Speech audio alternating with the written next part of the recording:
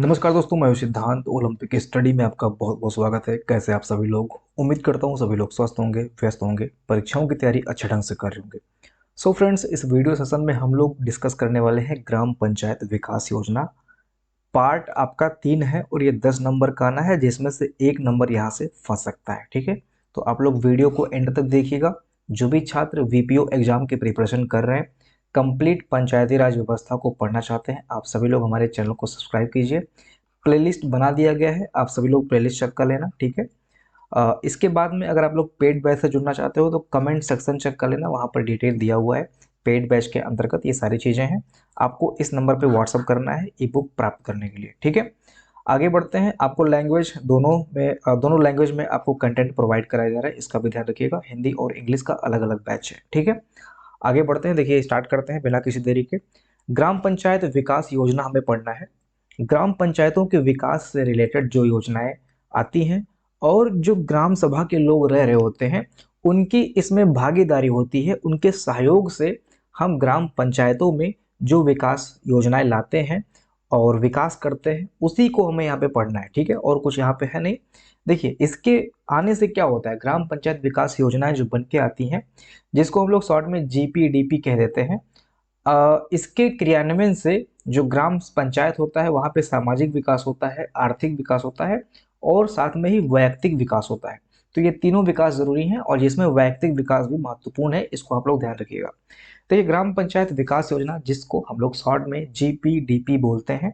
ठीक है, इसका जो कोर लाइन लिखा हुआ है, आप बोल सकते हैं थीम बोल सकते हैं। ठीक है, यह है हमारी योजना हमारा विकास।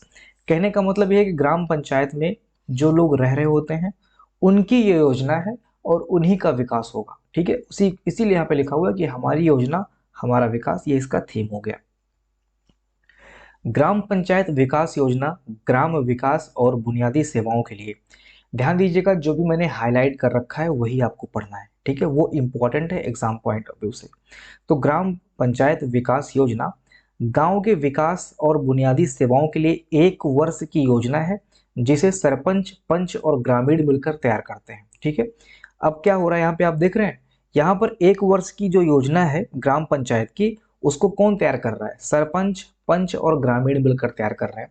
यानी कि ग्राम सभा, ग्राम पंचायत में रहने वाले लोग मिलकर ही इस योजना को तैयार कर रहे हैं। इसीलिए हम इसको बोलते हैं कि हमारी योजना हमारा विकास। ठीक है, आगे बढ़ें। अब इसमें क्या होता है, इसको देख लेते हैं। ये कोई ऐसी योजना नहीं कि केंद्र सरकार की योजना आ रही है, बड़ी बड़ी जो योजनाएं होती हैं मनरेगा वगैरह, ऐसा नहीं है। ठीक है, ये ग्राम पंचायत की योजना है। ग्राम पंचायत विकास से रिलेटेड ये योजना है, जो कि ग्राम में रहने वाले सरपंच, पंच और ग्रामीण मिलकर इसको तैयार करते हैं, बनाते हैं।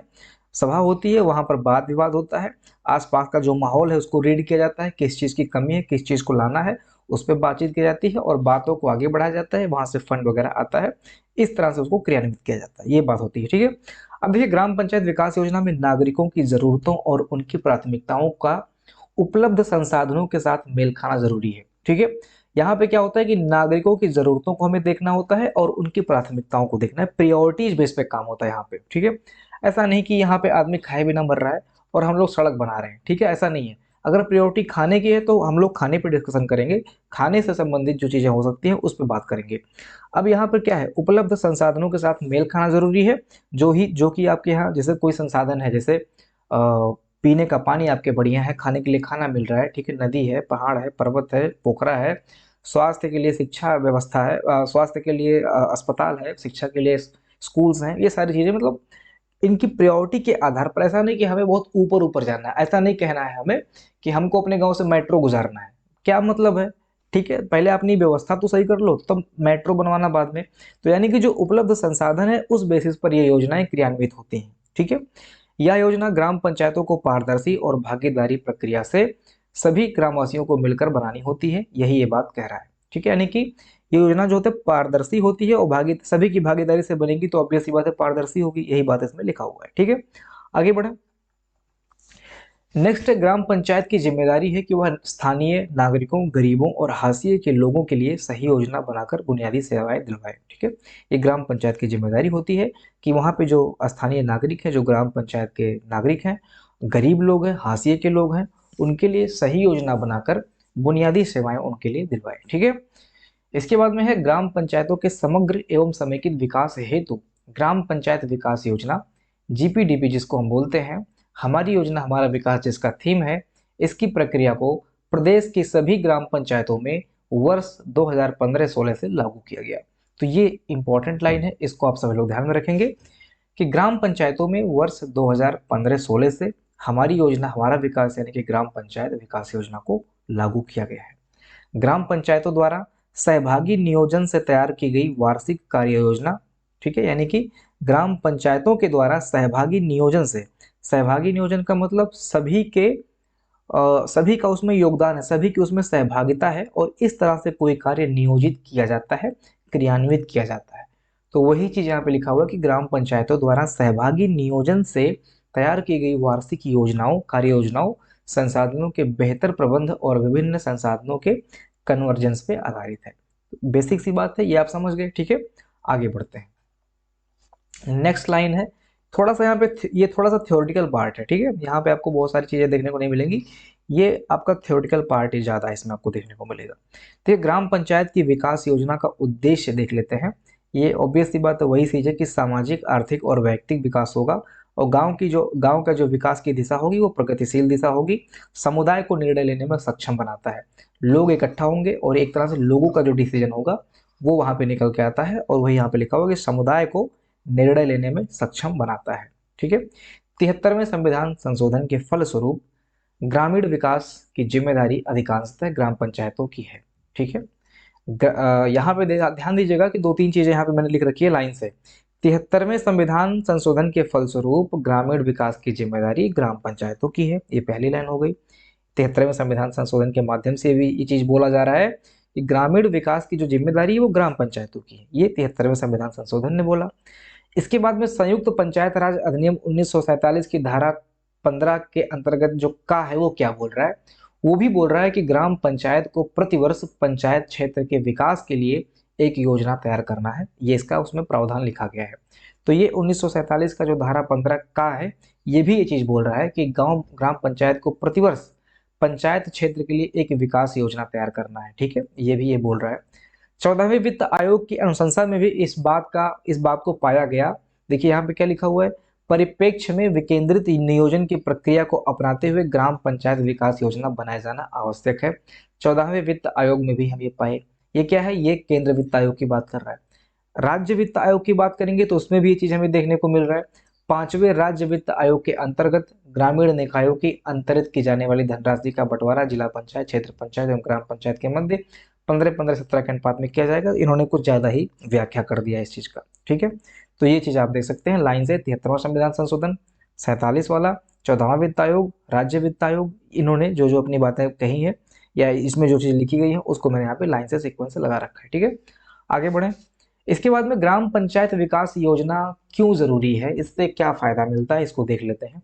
ग्राम पंचायतों का समान जो है ये समान रूप से यहाँ पे सामाजिक, आर्थिक और व्यक्तिगत विकास होता है। ऐसा नहीं कोई व्यक्ति आगे बढ़ जा रहा है, कोई व्यक्ति को ज्यादा योजना का लाभ मिल रहा है और किसी को योजना का लाभ ही नहीं मिल रहा है, ऐसा नहीं होता है, ठीक है। समुदाय को निर्णय लेने की क्षमता इसमें बढ़ती है, ये मैंने बताया आपको। पारदर्शिता होती है, उत्तरदायित्व तो लोगों का बढ़ता है, सहयोगी नियोजन होता है, वही सारी चीजें जो मैंने आपको बताई वो एक तरह से ये यहाँ पे लाभ के रूप में इसको दिखा दिया गया है। नियोजन की प्रक्रिया जो है ये मांग आधारित बनाता है, भाई ऑब्वियस सी बात है, जिस इसका डिमांड है उसी चीज के लिए हम योजना बनाएंगे, ठीक है। तो ये मांग आधारित योजना यहाँ पे बन के निकल के आता है, ठीक है। इसके बाद में जो वंचित वर्ग हैं, जैसे स्त्रियां हो गई, अनुसूचित जनजाति, स्त्रियों को नहीं कहेंगे यहाँ पे, जो वंचित वर्ग का मतलब ये अनुसूचित जनजाति और जाति यहाँ पे आता है, अनुसूचित जाति आता है, ठीक है। इनके कल्याण को प्रायोरिटी दी गई है। स्त्रियों की दशा के बारे में हम बात कर लेते हैं, ये वंचित नहीं है, ठीक है, इनमें समाज में इनका बराबर का योगदान है, इनको स्थान दिया गया है, ठीक है। देखिए आगे बढ़ते हैं। अगला जो है ये ग्राम पंचायत विकास योजना की जो निर्माण है, इनमें चरण की अगर हम बात करते हैं तो इसमें 5 चरण है, ये आप ध्यान रखिएगा, ठीक है। वैसे पूछेगा नहीं कि कितने चरण है, लेकिन अगर पूछ भी लेता है तो आप ध्यान रखना कि ग्राम पंचायत विकास योजना के निर्माण के लिए 5 चरण है। कहने का मतलब ये ग्राम पंचायत विकास योजना का जो निर्माण के चरण है ये क्या है, ये ग्राम पंचायत के लोगों के द्वारा एक तरह से क्या होगा, विचार विमर्श होगा, ठीक है। इसके बाद में विचार जैसे क्या होगा, लोग इकट्ठे होंगे, एक बार पहली बार में लोग इकट्ठे होंगे, दूसरी बार में विश्लेषण होगा कि भाई आपके यहाँ क्या चल रहा है, ठीक है, किस चीज की कमी है। तीसरे में क्या होगा, उन आवश्यक चीज़ों को वो पहचान करेंगे, योजनाएं पहचानेंगे कि हाँ हमको इस योजना पे काम करना है। चौथे में उसके लिए जो संसाधन होगा उसको जुटाएंगे। पांचवें में तकनीकी और प्रशासनिक स्वीकृति लेंगे, यही होता है, ठीक है।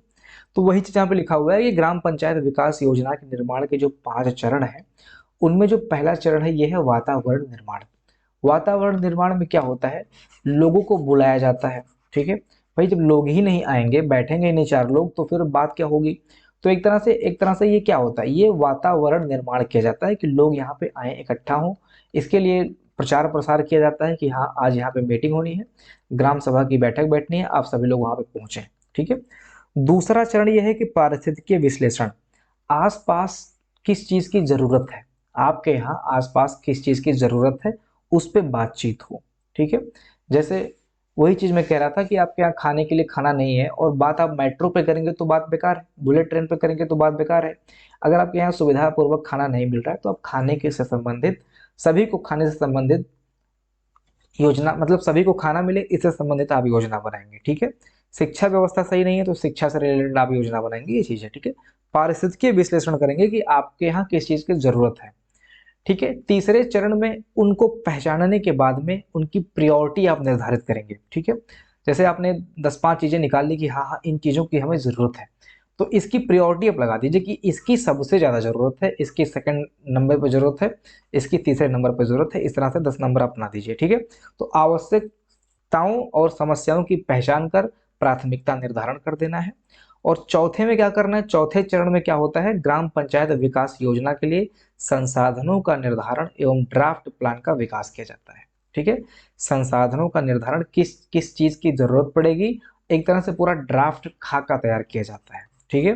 कि ऐसे ऐसे हमें चीजें करनी है, इस तरह से हमें फंड लाना है और उसको फिर लगाना है, तब जाके ये समस्या समाधान होगा, ठीक है। इस तरह से खाका तैयार किया जाता है। पांचवें चरण में तकनीकी और प्रशासनिक स्वीकृति ली जाती है। तकनीकी और प्रशासनिक स्वीकृति का मतलब प्रशासन से स्वीकृत कराया जाता है कि हाँ इन इन चीजों पे हमें चाहिए पैसा, तो वहां पे फिर वो पैसा फंड आता है ऊपर से, ठीक है। अभी हम बात करेंगे कि कितना रुपया आता है, फंड की बात हम आगे करेंगे, कितने रुपए तक, कौन अधिकारी है कि इतने रुपए तक ये आदमी जो है वो ट्रांसफर कर देगा पैसा, ठीक है। जैसे जिलाधिकारी भी कुछ पैसा ट्रांसफर कर सकता है अपने यहाँ से। इसके बाद में राज्य वित्त आयोग है, केंद्र वित्त आयोग है, कितने रुपए कौन ट्रांसफर करता है उसकी बात अभी हम आगे करेंगे, ठीक है। इसके पहले देखते हैं ग्राम पंचायत विकास योजना कैसे अपडेट किया जाता है। जो हमने अभी पढ़ा कि अपडेट करना होता है, तो कैसे अपडेट करते हैं चीज़ों को, उसको देख लेते हैं। इसके अंतर्गत ग्राम सभा की बैठक के माध्यम से जन समुदाय की आवश्यकताओं को चिन्हीकरण करें और प्राथमिकीकरण के आधार पे विभिन्न स्रोतों एवं योजनाओं से उपलब्ध होने वाले संसाधनों को समेत की जितना मैंने आपको बताया, वो सब एक ही लाइन में, एक ही डेफिनेशन में उन्होंने कर दिया है। बहुत ही महत्वपूर्ण, अगर आपने ये पूरा डेफिनेशन समझ लिया तो पूरी कहानी तो आपने एक ही डेफिनेशन में समझ ली। ग्राम सभाओं की बैठक के माध्यम से जन समुदाय की आवश्यकताओं को चिन्हीकरण और प्राथमिककरण के आधार पर विभिन्न स्रोतों एवं योजनाओं से उपलब्ध होने वाले संसाधनों की भी बात कर ली। इसके बाद में सहभागी नियोजन की भी बात कर ली। वार्षिक एवं पंचवार्षिक योजना पे ये तैयार किया जाता है योजना, इसकी भी बात कर ली, ठीक है। आप देख सकते हैं। अब देखिए अगला जो प्लान है, इसमें कैसे क्या करना है। इस प्रकार तैयार की गई वार्षिक कार्य योजनाओं को पंचायती राज मंत्रालय भारत सरकार के सॉफ्टवेयर प्लान प्लान प्लस पर अंकित किया जाता है।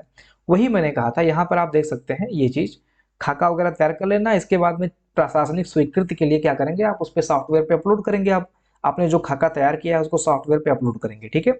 इसके बाद में क्या होता है, क्रियान्वयन से संबंधित, हाँ इसके सॉफ्टवेयर पे अपलोड करेंगे, जो कि क्या होगा, वो प्लान प्लस होगा, ठीक है, ये सॉफ्टवेयर होगा।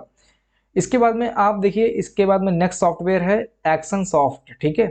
इस पे क्या होगा, पढ़ लेते हैं। तत्पश्चात क्रियान्वयन से संबंधित सॉफ्टवेयर एक्शन सॉफ्ट पर प्रत्येक वर्ग आईडी के सापेक्ष तकनीकी एवं प्रशासनिक अनुमोदन के उपरांत भौतिक एवं वित्तीय प्रगति अंकित की जानी है। कहने का मतलब है, ये आपने क्या किया, ये अपने यहाँ जो आपने वार्षिक कार्य योजना तैयार किया है उसको आपने सॉफ्टवेयर प्लान प्लस पे अपडेट किया।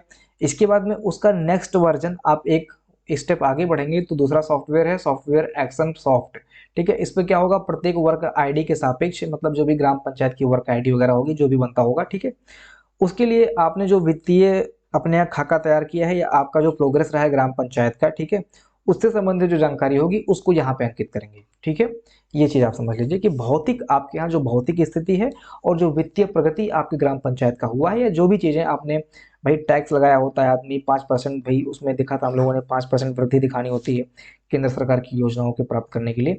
ऐसे ही आपको यहाँ पे कुछ ना कुछ दिखाना होगा, ठीक है, कि हाँ आपके यहाँ चीज़ें अच्छी चली हैं। तो ये चीज़ आप जब दिखाएंगे एक्शन सॉफ्ट पे, तो वो चीज़ फिर आगे बढ़ेगा और वहाँ से फिर पैसा होके आएगा। पैसे की बात अभी हम आगे करेंगे। योजना के महत्वपूर्ण घटक की अगर हम बात करें, तो जो महत्वपूर्ण घटक हैं उनको आप यहाँ पे देख सकते हैं। इसको बताने की जरूरत नहीं क्योंकि ये बहुत ज़्यादा है। तो जो महत्वपूर्ण घटक है उनमें 1947 के अंतर्गत ग्राम पंचायतों को निम्न आधारभूत कार्यों और उत्तरदायित्वों का हस्तांतरण किया गया है। 1947 के अंतर्गत ये हस्तांतरण है। ग्राम पंचायतों में पेयजल परियोजना का अच्छा संचालन होना चाहिए। गरीबी उन्मूलन कार्यक्रम होना चाहिए। मध्याह्न भोजन मिलना चाहिए स्कूल में। ग्रामीण स्वच्छता विकास होना चाहिए। ग्रामीण स्वच्छता कार्यक्रम गाँव में संचालित होना चाहिए। इसमें से आप देख रहे होंगे जो 29 विषय हैं अनुसूचियों में, वही वही सारी चीज़ें यहाँ पे लिखी गई हैं। ठीक है, मेनली वही चीज़ें यहाँ पे जो 29 विषय हैं आप काउंट करेंगे तो यहाँ पे मिल भी जाएगा।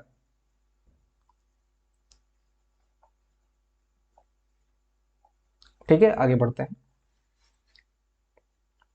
अब देखिए ग्राम पंचायतों के लिए संसाधन निर्धारण देखना हमें, जिसमें दो तरह के हमें संसाधन मिलेंगे। एक तो होता है मानव संसाधन और दूसरा होता है वित्तीय संसाधन। जैसे आदमी क्या कर सकता है आपके यहाँ ग्राम पंचायत में विकास के लिए, वो चीज़ है। और दूसरा वित्तीय संसाधन। तो वैसे देखना चाहिए हमें पहले वित्तीय संसाधन, क्योंकि पैसा आएगा, ठीक है, तभी आदमी इकट्ठे होंगे, उनको सैलरी दिया जाएगा। तो पहले यहाँ पे हमने मानव संसाधन लगा रखा है। देख लेते हैं यही क्या कौन से होते हैं, क्या होते हैं। प्रति 12 ग्राम पंचायत के क्लस्टर पर कर्मचारियों की उपलब्धता। 12 ग्राम पंचायत के क्लस्टर पर एक एनएम होती है, आशा होती है, ठीक है, AWW होते हैं, ठीक है। इसके बाद में तकनीकी सहायक होते हैं, संविदा पर होते हैं ये। LEO होते हैं, साक्षरता प्रेरक होते हैं, ठीक है। इसके बाद में ये दूसरा है शायद, ठीक है। तो ये लोग होते हैं, इसको आप देख लेंगे, चार्ट आप समझ लेंगे। यहाँ पे विभाग का नाम जो है स्वास्थ्य विभाग होगा। एनएम आशा जो है स्वास्थ्य विभाग से संबंधित है। AW जो है ये ICDS विभाग जो कि मनरेगा से संबंधित जो कार्य होते हैं उसको देखता है, ठीक है। ये विभाग का नाम है ICDC, ठीक है। इसके बाद में ये ग्राम विकास से रिलेटेड है, पशुपालन से रिलेटेड है। इसके बाद में साक्षरता एवं व्यक्तिगत विकास जो विभाग है ये है। तो ये सारी चीज़ें आप देखेंगे। और जनसंख्या अगर औसत संख्या की बात करते हैं तो ये प्रति 12 ग्राम पंचायत के क्लस्टर पर 12 एनएम होंगी, आशा 12 होंगी, ये जो AW है ये 10 होंगे, ये तकनीकी सहायक जो 24 होंगे। तो इनका नंबर लिखा हुआ है, बाकी इनका जो कार्य क्षेत्र वो यहाँ पे लिखा हुआ है। तो इसको आप लोग देख लेना, बहुत आसान है, आप लोग समझ सकते हैं। ऐसे यहाँ पे ये चीज़ लिखा हुआ है कि प्रति 12 क्लस्टर पे जो है ये सचिव 2 होंगे, ठीक है। पंचायती एवं राज्य विभाग ग्राम विकास से संबंधित का विभाग है, 2 सचिव होंगे जिनको हम वीडियो बोल देते हैं, ठीक है। ग्राम पंचायत स्तर के समस्त कर्म जो समस्त कार्य होते हैं वो यही देखते हैं। इसके बाद में सफाई कर्मी होंगे, 18 सफाई कर्मी होंगे, स्वच्छता देखते हैं ये। इसके बाद में रोजगार सेवक होंगे, ये संविदा पे होंगे, ठीक है, मनरेगा के अंतर्गत आने वाले कार्य देखते हैं ये। इसके बाद में NRL होते हैं, NM होते हैं, इस योजना में उपलब्ध संसाधन को देखते हैं। तो ये सारी चीज़ें हैं, आप लोग उसको देख लीजिएगा। बहुत इसमें से प्रश्न पूछने की संभावना नहीं है कि यहाँ से प्रश्न बनेगा, बस ये चीज़ आप जान लीजिए कि हाँ ये चीज़ें होती हैं, ठीक है। आगे बढ़े हम वित्तीय संसाधन की अगर हम बात करें, मैंने आपको बताया कि वित्तीय जब फंड आएगा तभी ये लोग काम करेंगे। इनको पैसा नहीं दोगे तो कौन काम करेगा, कोई काम नहीं करेगा। तो इसलिए पहले वित्तीय संसाधन की बात करनी चाहिए थी, इसलिए मैंने बताया था आपको। तो ये ग्राम पंचायत को वित्त आयोग द्वारा धनराशि प्राप्त होगी। अब वित्त आयोग में स्टेट फाइनेंस भी हो सकता है, केंद्र सरकार भी हो सकती है। इसके अतिरिक्त ग्राम पंचायतों में उपलब्ध धनराशि निम्न मदों पर प्राप्त होती है। देखिए कहाँ कहाँ से प्राप्त होती है। ग्राम पंचायत स्वयं के यहाँ से जो टैक्स निकलता है, शुल्क लगाती है, वहाँ पे पैसे निकाल सकती है वहाँ से, ठीक है। इसके बाद में 15वें वित्त आयोग से जो धनराशि प्राप्त होती है वो इनको मिलता है। राज्य वित्त आयोग से कुछ धनराशि मिलती है, वो इनको मिलता है। आगे राजीव गांधी पंचायत सशक्तिकरण अभियान के अंतर्गत उपलब्ध होने वाली धनराशि। अब देखिए राजीव गांधी अपडेट कर दिया गया होगा, अभी मैंने आपको बताया ना, राजीव गांधी पंचायत सशक्तिकरण ही अब राष्ट्रीय ग्राम स्वरोजगार योजना हो चुका है, ठीक है। तो मैंने आपको बताया था कि जब सरकारें चेंज होती हैं तो नाम भी चेंज हो जाता है। तो राष्ट्रीय ग्राम स्वरोजगार योजना जो है, राष्ट्रीय ग्राम, एक सेकंड में आपको कंफर्म करता हूँ थोड़ा सा, कभी कभी राष्ट्रीय ग्राम स्वरोजगार अभियान जो अभी मैंने आपको पढ़ाया था आज ही की क्लास में, ठीक है, वही पहले क्या था, वही पहले राजीव गांधी पंचायत सशक्तिकरण अभियान था, ठीक है। इसके बाद में स्वच्छता, स्वच्छ भारत मिशन के लिए पढ़ना है। अंत्येष्टि स्थलों के लिए जो धनराशि प्राप्त होती है वो भी ग्राम पंचायत से निकल मतलब ग्राम पंचायत में यहाँ से भी धनराशि प्राप्त होती है। इसके बाद में सीसी रोड बनवाना है, मतलब सीमेंट कंक्रीट रोड बनवाना है, किसी ड्रेन रोड के अंतर्गत जो धनराशि प्राप्त होती है वो, ठीक है, निजी पूंजी से प्राप्त जो धनराशि होती है। पंचायत घर निर्माण से जो धनराशि प्राप्त, ये फंड आता है ना ऊपर से, वही चीज यहाँ पे लिखा गया है। ओके, चलिए अब ये देख लेते हैं कि जो फंड ऊपर से आया है ये ग्राम पंचायतों को कैसे उपलब्ध कराया जाएगा। ग्राम पंचायतों को इसकी सूचना कैसे मिलेगी कि फंड कैसे आ रहा है। होता क्या है कि राज्य पीआर पोर्टल, ठीक है, यानी कि पंचायती राज इंस्टीट्यूट का जो पोर्टल होता है वह जनपद की सरकारी वेबसाइट पर उपर्युक्त सूचना को अपलोड किया जाता है। जो भी फंड ऊपर से आता है ये पीआर पोर्टल जो है, राज्य का पीआर पोर्टल यानी कि पंचायती राज व्यवस्था का जो पोर्टल होता है, और जनपद की सरकारी वेबसाइट पर इसको अपलोड किया जाता है। इसके बाद में क्या होता है कि प्रत्येक सहायक विकास अधिकारी जो पंचायत में होता है, प्रत्येक सहायक विकास अधिकारी को ईमेल के माध्यम से सूचना उपलब्ध कराई जाती है, जो पंचायत सचिवों को उपलब्ध कराएंगे। ठीक है, जो असिस्टेंट डेवलपमेंट ऑफिसर होगा उसको मेल के माध्यम से ये सूचना उपलब्ध कराई जाती है, और ये जो है ये पंचायत सचिवों को इसको उपलब्ध कराते हैं, यानी कि ये वीडियो को उपलब्ध कराते हैं। ठीक है, इसके बाद में वीडियो क्या करता है कि पंचायत भवनों व स्कूलों में सूचना प्रकाशित करने के लिए पंचायत सचिव जिम्मेदार होता है। अब वीडियो की रिस्पॉन्सिबिलिटी आती है कि ये गांव में कैसे सूचना देगा, तो ये पंचायत भवन में सूचना देता है, स्कूलों में सूचना देता है। ठीक है, और इनको प्रकाशित करने की जो जिम्मेदारी होती है ये वीडियो के पास होती है। ग्राम पंचायत द्वारा विभिन्न योजनाओं के अंतर्गत प्राप्त धनराशि को कैसे डिस्ट्रीब्यूट किया जाता है, कैसे बताया जाता है, आप देख सकते हैं कि पंचायत घर या अन्य सामुदायिक भवनों इत्यादि पर दीवार पर लेखन के माध्यम से या जन सामान्य को सूचना देने के माध्यम से बताया जाता है। आपने देखा होगा कि गाँव में कभी कभी किसी दीवार पे स्वच्छ शौचालय, ठीक है, या फिर इस टाइप से, या फिर महिलाओं से संबंधित, ठीक है, सर्व शिक्षा अभियान वगैरह का आपने पोस्टर देखा होगा।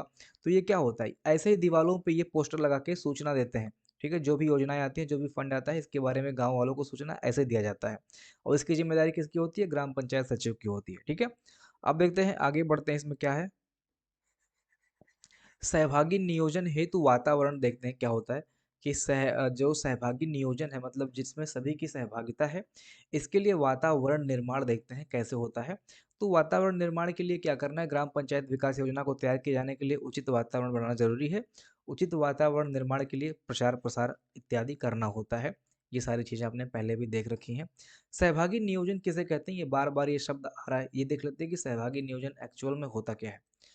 देखिए, सहभागी नियोजन वह प्रक्रिया है जिसके द्वारा समुदाय जागरूक होकर, ये सारी जो हाइलाइटेड लाइन है इसको आप लोग याद करना, जिसके द्वारा समुदाय, जो गांव का समुदाय होता है, ये जागरूक होकर सामाजिक व आर्थिक लक्ष्यों की पूर्ति हेतु समस्याओं का निदान खोजेगा। ठीक है, सामाजिक और आर्थिक लक्ष्यों की पूर्ति हेतु समस्याओं का निदान खोजेगा और इन समस्याओं का समाधान भी ढूंढेगा। इसी को बोलते हैं सहभागी नियोजन।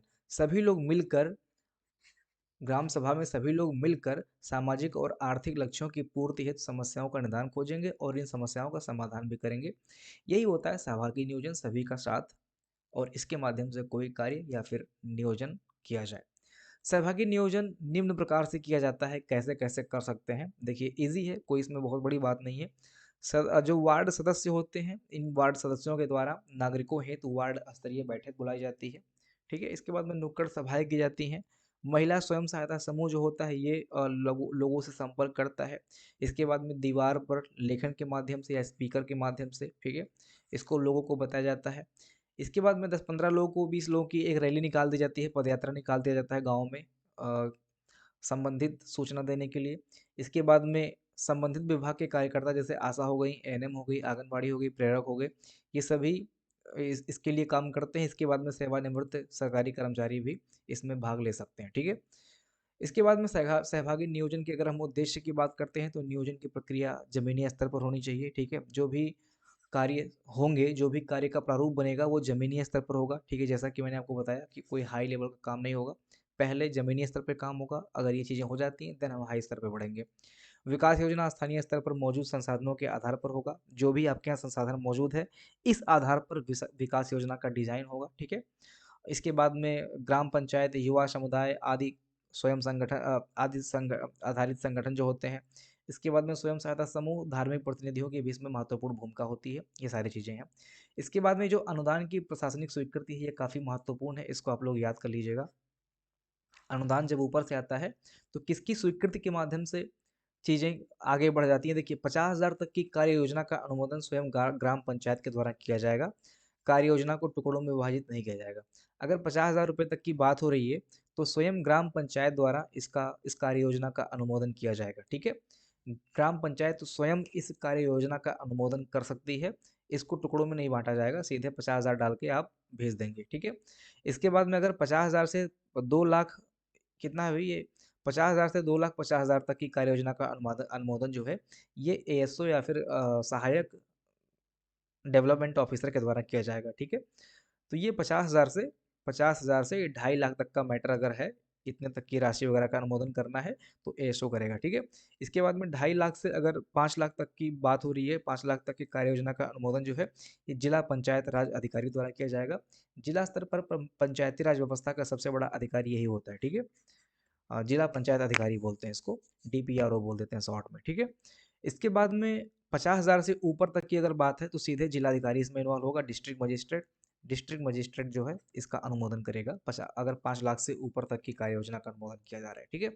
तो ये लाइन है, ये इंपॉर्टेंट है, ये ध्यान रखना। इसमें से किसी से भी प्रश्न बन सकता है कि इतने से इतने तक का कार्य योजना का अनुमोदन कौन करेगा, तो ये आप याद रखना कि 5 लाख से ऊपर जिलाधिकारी करेगा, 2.5 लाख से 5 लाख तक जो है ये जिला पंचायत अधिकारी या डीपीआरओ करेगा। इसके बाद में 50,000 से 2.5 लाख तक का जो है ये सहायक विकास अधिकारी करेगा, और 50,000 तक की कार्य योजना का अनुमोदन जो है ये स्वयं ग्राम पंचायत के द्वारा कर दिया जाएगा, ये आप याद रखना, ठीक है। इसके बाद में देखिए आधारभूत सेवाओं का सेक्टर वाइज अनुसार जो है विश्लेषण कर लेते हैं। क्या होता है कि हमने सेक्टर वाइज चीज़ों को बांट दिया है कि पेयजल अलग है, स्वच्छता अलग है। सेक्टर वाइज करने से क्या होता है, प्रत्येक सेक्टर का कार्य अलग हो जाएगा और इससे संबंधित जो कार्यकर्ता होंगे वो अपना अपना काम अच्छे से कर सकेंगे। तो पेयजल व्यवस्था में क्या है, पेयजल के स्रोत व संख्या हमें देखना होता है, जैसे हैंडपंप कितने हैं, कुआं कितना है, तालाब कितना है, पाइप वाटर सप्लाई आ रही कि नहीं आ रही, ये सारी चीज़ें हमें देखना होता है पेयजल व्यवस्था के अंतर्गत, ताकि ग्राम पंचायत वासियों को पीने का स्वच्छ पानी मिल पाए। स्वच्छता में सबसे बड़ी बात जो होती है वो होती है शौचालयों की संख्या हमें देखना होता है। इसके बाद में ओडीएफ होता है ना, open deficiency open defecation free, मतलब खुले में जो शौच मुक्त होता है, ये सारी चीज़ें हमें स्वच्छता के अंतर देखनी होती हैं। और शौचालयों की संख्या, व्यक्तिगत सामुदायिक स्कूल, साफ सफाई की व्यवस्था, कूड़ा कचरा निपटान, ठोस एवं तरल पदार्थ प्रबंधन, इसको हमने जब आप पार्ट 5 पढ़ेंगे जिसमें योजनाएं पढ़ेंगे तो उसमें स्वच्छ भारत अभियान जब आप पढ़ रहे होंगे तो इस स्वच्छता को बहुत अच्छे से डिटेल में कवर किया गया है, ठीक है। तो आप लोग पार्ट 5 देख लेना, अगर कोई छात्र पहली बार इस वीडियो को देख रहा है तो पार्ट 5 में स्वच्छ भारत अभियान देखना, बहुत अच्छे से डिटेल में इन चीज़ों को कवर किया गया है, ठीक है। इसके बाद में प्रकाश व्यवस्था है, बिजली के पोलों की संख्या हमें देखनी होती है, रख रखाव, घरेलू बिजली का बिल या भुगतान, ठीक है। ये सारी चीज़ें हैं। सार्वजनिक वितरण प्रणाली में क्या होता है, इसमें क्या होता है कि प्रत्येक व्यक्ति को जो भी योजनाएं आ रही हैं प्रत्येक व्यक्ति तक वो योजनाएं पहुंचनी चाहिए, जिसमें राशन कार्डों की श्रेणी एवं संख्या है, राशन दुकानों की संख्या और व्यवस्था है। देखिए सार्वजनिक वितरण प्रणाली की तरह से क्या होता है कि सभी को जो भी चीज़ें आ रही हैं उसका वितरण होना चाहिए, मतलब हर एक व्यक्ति को वो चीज़ें मिलनी चाहिए। तो राशन कार्ड सभी को मिलना चाहिए, श्रेणीबद्ध जो भी चीज़ें हैं, जो भी कार्ड होता है, कार्ड में कई टाइप के कार्ड होते हैं ना, ग्रीन कार्ड होता है, येलो कार्ड होता है, जो भी मतलब पिंक कार्ड होता है इस टाइप से, ठीक है। एग्जैक्ट मुझे याद नहीं आ रहा है क्योंकि मैंने कभी बनवाया नहीं है, लेकिन हाँ ये है कार्ड टाइप होता है इसमें, ठीक है। इसके बाद में राशन कार्ड के दुकानों की संख्या, जहाँ पे सामान मिलता है, जहाँ पे आपको गेहूं चावल आटा मिल जाता है, इसके बारे में बात किया गया। अंत्येष्टि एवं कब्रिस्तानों का निर्माण होता है इसके अंतर्गत। शिक्षा के अंतर्गत स्कूलों की संख्या है, शिक्षकों की संख्या है, ड्रॉप आउट स्थिति है, मध्याह्न भोजन व्यवस्था है, ये most important mid day meal, ठीक है। इस योजना को इसको हम लोग अच्छे से डिटेल में कवर करेंगे उत्तर प्रदेश की योजना जब पढ़ रहे होंगे वहाँ पे, ठीक है। इसके बाद में पार्क का रख रखाव हो गया, पार्कों की व्यवस्था, गांव में पार्क वगैरह वैसे होता नहीं है, बाग बगीचा होता है, इसी से काम चल जाता है, ठीक है। नागरिक सेवाएं में ये मोस्ट इंपॉर्टेंट है, इसको हम लोग लास्ट जॉब जॉब का पार्ट 6 है, ठीक है। उसमें डिटेल में इसको देखने वाले हैं, जन्म मृत्यु पंजीकरण, परिवार रजिस्टर कॉपी और विवाह रजिस्ट्रेशन आदि, ये सब इसमें हम लोग अच्छे से देखेंगे, ठीक है। इसके बाद में लाइब्रेरी, नहीं नहीं इसको हम लोग उसमें देखेंगे पार्ट, आई थिंक पार्ट 4 में इसको देखने वाले हैं, ठीक है। चेक कर लेना, थोड़ा सा मैं डाउट में जा रहा हूँ, शायद पार्ट 4 में इसको चेक करना है, या फिर हालांकि देखिए जो पंचायती राज अधिकारी हैं, ठीक है, उनका भी काम होता है जन्म मृत्यु पंजीकरण, तो लास्ट में देखेंगे, ठीक है।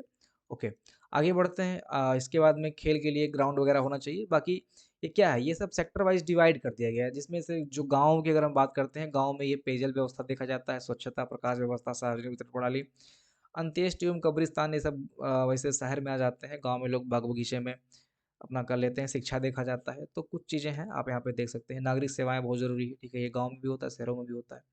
आगे बढ़ते हैं। देखिए, एक महत्वपूर्ण माइलस्टोन में क्या है, ये एक्चुअल में हमें ये बताता है कि जो ग्राम पंचायत विकास योजना बनी थी स्टार्टिंग में, ठीक है? आपने देखा होगा ग्राम पंचायत विकास योजना फाइनली जो है ये 22 नवंबर 2016 से जारी किया गया है, ठीक है? देख लेते हैं स्टार्टिंग में मैंने इसकी चर्चा की है कि नहीं की है। अ,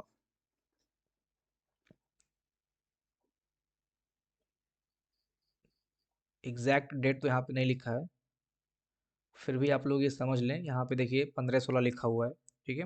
ग्राम पंचायतों में वर्ष इतने से लागू किया गया, हमारी योजना हमारा विकास। तो इसकी अगर हम एग्जैक्ट डेट की बात करते हैं तो 15-16 यहाँ पे लिखा गया है। तो यहाँ पे आप देख सकते हैं, इसलिए ये लाइन ज़रूरी हो जाता है। 22 नवंबर 2016 से इसको प्रॉपर रूप से लागू किया गया था, तो ये लाइन इंपॉर्टेंट है, ठीक है? आते हैं अभी इस पे देखते हैं कि कैसे कैसे डेवलपमेंट हुआ। तो 26 जून 2015 के, इसलिए वहाँ पे 2015-16 आई थिंक लिखा हुआ था, ठीक है? 2015-16 तो 15 से स्टार्ट हुआ था, नहीं नहीं, फाइनेंशियल ईयर होता है वो अलग केस है।